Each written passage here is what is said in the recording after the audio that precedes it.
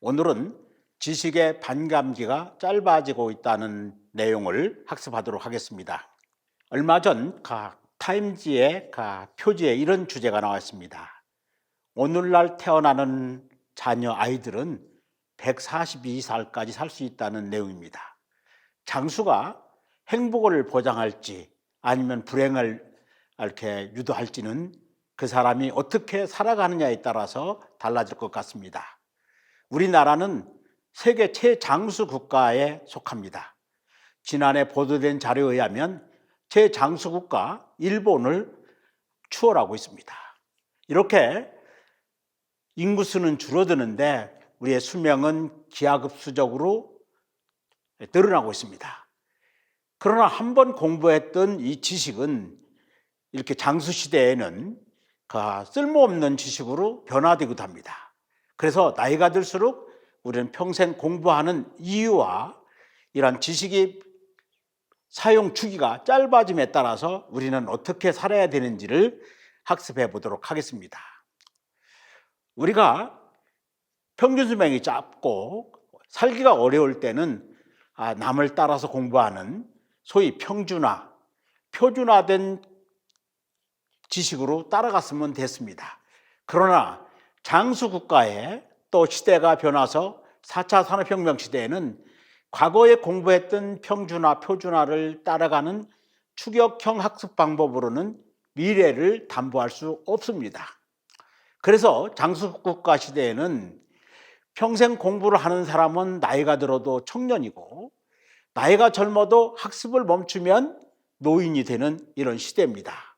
자, 우리 화면 밑바닥 보면 청년들이요, 공부하는 노인을 포함한 모든 학습을 하는 자는 청년이 되는 것입니다. 가장 잘할 수 있는 일, 좋아하는 일을 개별적으로 차별화되는 꿈을 가지고 공부를 해야만이 과거와는 다른 미래를 담보하는 미래 교육이 된다는 내용이 되겠습니다.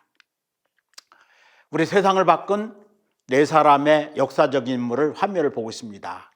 애플을 창조한 스티브 잡스, 우리가 잘 많이 사용하는 페이스북을 만든 마크 주커버그, MS 회장을 한 빌 게이츠, 버진그룹의 회장 리처드 브란슨, 이 네 사람의 공통점은 정규적인 학교 수업을 거부하고 자기 상상력을 통해서 우리 21세기 4차 산업혁명 시대의 기반을 만드는 창조적인 이런 CEO가 됐습니다. 이 네 사람의 공통점 중에 또 하나는 초기에는 직장 생활도 잘 적응하지 못했고 학교 공부도 부족했고, 그렇지만은 자기가 가장 잘할 수 있는 일, 자기가 흥미있는 일에 전력을 투기해서 인류 역사를 바꾸는 글로벌 CEO의 바탕을 만들어준 사람입니다. 그래서 이 네 사람을 통해서 인생의 3원칙이라고 하는 용어가 생겼습니다. 우리 흔히 얘기하는 정비공이죠. 인생에 정답이 없다. 학교 공부만 잘해가지고 성공하는 시대가 아니다, 이런 얘기가 되겠죠. 자기 상상력을 동원해서 미래를 담보하는 공부를 해야 된다는 얘기가 되겠습니다. 두 번째, 비밀이 없다는 얘기는 자기가 사는 삶이 이제는 이러한 4차 산업 시대에는 감춰주는 것이 아니라 새로운 것들을 다 가기 위한 밑바탕으로 다 공개된다는 얘기입니다. 비밀이 많다는 것은 그만큼 미래를 담보하지 못한다는 의미가 되는 것입니다. 마지막으로 공짜가 없다는 것은 경제적인 공짜가 아니라 시간적인 투자, 이런 것도 경제적 개념 못지않게 학습을 통해서 미래를 담보하는 교육을 해야 된다는 얘기가 되겠습니다. 그래서 네 사람을 통해서 우리가 할 수 있는 것은 학교 공부만이 성공을 보장하는 것도 아니고 또 자기가 가지고 있는 재능에 대한 투자가 있어야 된다는 이러한 의미를 담고 있습니다. 자, 우리가 살아가면서 앞에 네 사람을 통해서 우리가 알았던 지혜 하나는 많은 실패를 했다는 얘기입니다. 스티브 잡스를 비롯한 네 사람은 우리가 헤아릴 수 없을 정도로 많은 실패를 통해서 이 사람들은 21세기, 22세기를 담보하는 기초를 만들었습니다. 그래서 실패를 보면 어떠한 실패는 격려가 되기도 하고 어떠한 실패는 훈장이 되기도 한다 이죠. 실패 없는 삶은 열심히 살지 않았다는 의미도 되는 것입니다. 이 네 사람의 역사적인 인물들을 통해서 우리 알 수 있는 것은 실패는 넘어져서 멈추면 실패로 멈추지만 이러한 실패를 통해서 자기가 가지고 있는 개성을 발휘하면 그게 성공이다라는 것을 우리는 알 수 있습니다.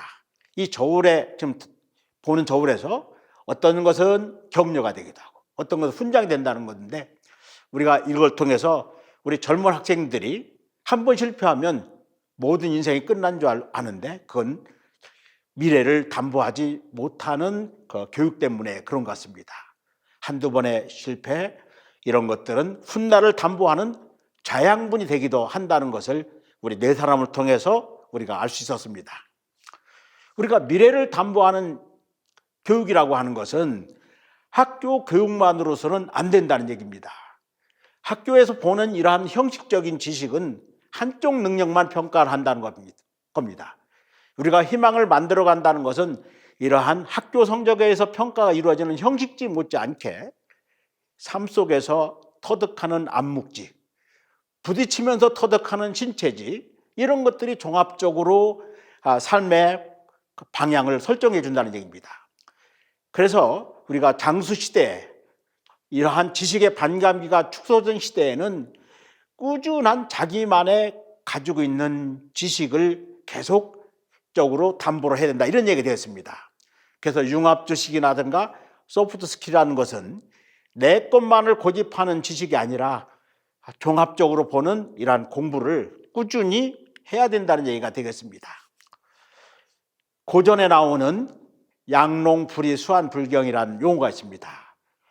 우리 젊은 학생들은 한문이 나오면은 거부 반응이 좀 오기도 하지만은 이 용어를 통해서 우리가 알 수 있는 것은 양농, 훌륭한 농부는 비가 올 때나 가뭄이 올 때나 비가 온다고 일을 멈추고 가뭄이 왔다고 멈추면 농사를 질 수 없듯이 어떠한 조건이 안 좋아도 꾸준히 자기 길을 가다 보면 성공을 한다고 하는 이러한 시사적인 용어가 되겠습니다. 훌륭한 농부는 비가 올 때나 눈이 올 때나 바람이 불 때나 꾸준히 자기 일을 해야만이 훗날 담보가 된다는 용어가 되겠습니다. 자, 이스라엘에 테크니온이라고 하는 기술 회사가 있는데요. 이 회사는 세계적으로 노벨상을 가장 많이 탄 이러한 기구 중에 하나인데 왜 이렇게 노벨상을 많이 타는가를 과학자들이 분석을 해보니까 여기에서는 의학, 공학, 약학 이러한 학문들이 연결되기도 하고 융합돼서 새로운 영역을 개척하다 보니까 많은 업적이 나온다는 겁니다. 이러기 위해서는 멈춰 있으면 안 되고 다양한 학문을 종합적으로 볼 수 있는 연결도 하고 융합도 하는 이러한 지식을 계속 축적해야 된다는 얘기입니다. 다시 말해서 날마다 변하고 또 변해야 우리가 원하는 미래가 있다는 사례를 이스라엘의 이 테크니온 회사를 통해서 알 수 있는 것입니다. 그러니까 역사적으로 큰 업적을 낸 이러한 사례를 보면 자기 기술만이 아니라 이렇게 연결하고 융합되는 기술일 때 가능하다 이런 얘기가 되겠습니다. 자, 이 화면은 우리가 많이 보이는 우리 사진인데요. 가운데 보이는 우리 학생이 다현이라고 하는 가수죠. 이 다현이라는 가수는 어릴 때부터 자기가 가지고 있는 개성을 마음껏 발휘해서 성공한 하나의 사례죠. 이 친구는 밥 먹을 때나 화장실 갈 때에는 계속 자기만의 노력을 꾸준히 하기 때문에 트로트계의 명성을 올리는 국민의 신망을 받는 이런 가수로 성장을 하고 있는 사례를 보고 있습니다. 자, 오른쪽에 있는 그림은 이런 하나의 사례를 미국의 철학자가 했던 것을 제가 모디파이해서 올린 자료가 되었습니다. 우리 A1이라는 자리에서 우리가 서 있을 때 이제 어떤 사람은 지루한 삶을 사는 사람도 있고 어떤 사람은 불안하기도 하는데 이 이유를 뭐라고 이 철학자는 분석을 했냐면 개인의 능력을 계속 발휘하지 않고 멈춰 있으면 지루하고 또 개인이 도전되는 과제에 대해서 계속적으로 노력을 추구하지 않으면 불안하다고 했습니다. 학교 성적이 안 나올지, 또는 직장에서 해고되지 않을지, 또 건강에 대한 불안은 없는, 이런 불안한 이유는 자기가 계속 운동하고 학습하고 하는 도전적인 자세를 갖지 않을 때 일어나는 것이라고 했습니다. 이렇게 불안하지 않고 지루하지 않으려면은 A1에서 A4로 가는 몰입을 해야 된다고 했습니다. 우리 다현이 친구는 매일 지루할 이유도 없고 불안할 이유도 없죠. 꾸준히 몰입해서 자기 길을 가니까 결국에는 자기의 분야에서 지금 고등학교 다니고 있지만 이렇게 성공하는 사례를 볼 수가 있다는 의미가 되겠습니다. 지금으로부터 2500년 전에 쓰여진 중용이나 논어의 사례를 하나 들어보겠습니다. 요즘 젊은 친구들은 한문이 나오면 좀 거부 반응이 있지만 한번 세계 범직한 용어라서 한번 사례를 소개해 보기로 합니다. 2500여 년 전에 중용에 나오는 범사예 증립, 불예측패라고 하는 용어인데, 이것을 해석하면 모든 일은 준비하면 성공을 하고 준비하지 않으면 실패한다는 그런 얘기가 되겠습니다. 2500년 전에 한 얘기지만 오늘날에도 소통되는 이런 중요한 지혜가 아닌가 싶어서 소개를 합니다. 또 논어에 나오는 용어 네 구절이 있는데요, 이것도 한번 새겨보면 어떨까 싶습니다. 첫째, 생이지지라고 하는 건데, 태어나면서부터 아는 사람들은 많지는 않겠죠. 성현의 경지에 있는 사람들이 되겠죠. 두 번째는 학이지지, 배움을 통해서 알게 되는 지식. 세 번째, 고학곤이학지, 어려움을 부닥쳐도 그러니까 어려움을 부닥침으로 인해서 배우게 되는 지식. 마지막으로 어려움을 부닥쳤는데도 불구하고 알지 못하는 이런 지식.